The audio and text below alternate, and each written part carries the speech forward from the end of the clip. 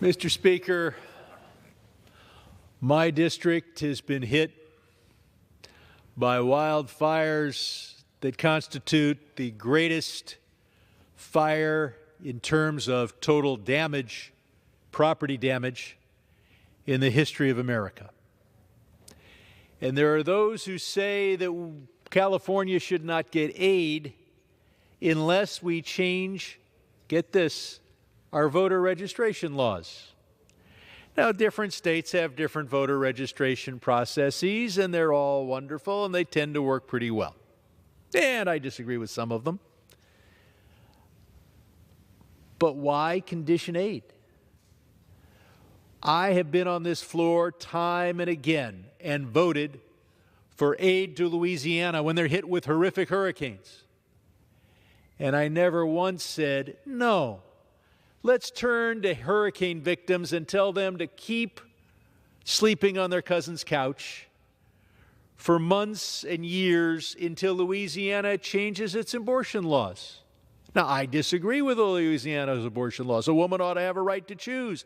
I believe that strongly, but it never occurred to me to turn to individual families and deny them the aid they need to overcome a giant disaster and to hold them hostage in an effort to get their state legislators to change their statutes. And I hope this House will not do the same to California. Then we're told that the fires in the Palisades relate to California's statewide water management system. This is absolutely absurd. In Los Angeles County, our reservoirs are full to overflowing. We had plenty of water to live our lives, and even in the middle of the fires, no Los Angelino was told, take a short shower or don't water your plants outside. We have debates on how to use water in California, but it had nothing to do. Well, why were fire hydrants dry in my district? Because we have the Palisades, which go up quite steeply.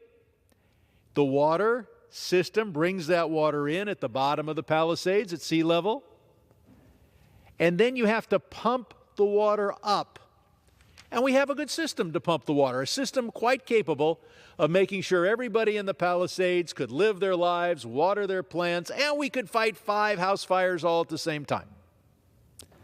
And then we were hit not with 5, but with 500 house fires at the same time, from winds at an unimaginable level, hurling cinders, flaming cinders as large as a golf ball, in some cases as large as a baseball, hundreds of yards. And we did not have a water pumping system capable of bringing our fully sufficient water to where it was needed up in the Palisades. Now, if the president said, I'm going to build you the fastest water pumping system in the history of America to make sure that you can bring that water up the hill, fine. Instead, what does he do? He has this ridiculous photo op where he releases millions and millions of gallons of water in January, water that not a drop has reached LA County.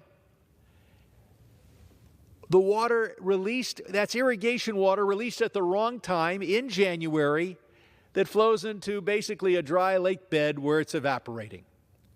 We wasted enormous amounts of water. Thank God we stepped in and the local officials prevented it from getting worse. And that's why not a single Republican member from California will come here and say anything good about that ridiculous photo op where Donald Trump forces the federal government to waste water in California that could have been used, would have been used in spring and summer to grow crops for America. But talk about bad management. Trump froze the money across all the federal government. He had to tell people that at least he didn't freeze their Social Security checks, although our local health system clinics aren't getting money. What else did he freeze? Community wildfire defense grants. He came to my district. He showed sympathy for the victims. But we also needed him there to inspire the FEMA workers those victims rely on, that are working 12-hour shifts in some cases to bring people the help they need. But what does he do to the FEMA workers? First, he insults them, and then he injures FEMA. How does he insult? He declares he wants all the FEMA workers and that he wants to abolish FEMA. Great thing to say right in the middle of the most intense part of the disaster recovery effort. But then he turns to FEMA workers and says he'll give them 8 months' pay if they'll just quit. In the middle of the disaster recovery period. Right when we need them, he wants them to quit, and he's going to pay them to quit. And he applies this not only to FEMA workers working in a disaster recovery area, both in North Carolina and in California, but he applies this to temporary workers. FEMA has probably more temporary workers per capita than any other government agency because there are disasters. They hire local people. Now, if you were only going to have a job for 6 months, you can announce that you're giving up the job and get paid for 7 or 8 months and do no work. Obviously, this will impair FEMA's ability to help the people in my district. What will also be a problem is if EPA workers who are the specialists in toxic removal, dealing with a fire that has caused more Teslas and other electric cars to go up in smoke than any other fire in the history of the world, creating a toxic problem that only a few people know how to deal with, is offering them a buyout, telling them to quit and stay home. This effort to insult and then injure is also applied to my state. We had Judiciary Committee hearings, the whole purpose of which was to incite California, not just for fun, although some members had fun, but to injure California by creating a political environment that says we're not going to help people recover from this disaster because they're Californians and we hate Californians. Not a good thing to do when we're down, when we're trying to come up from this disaster.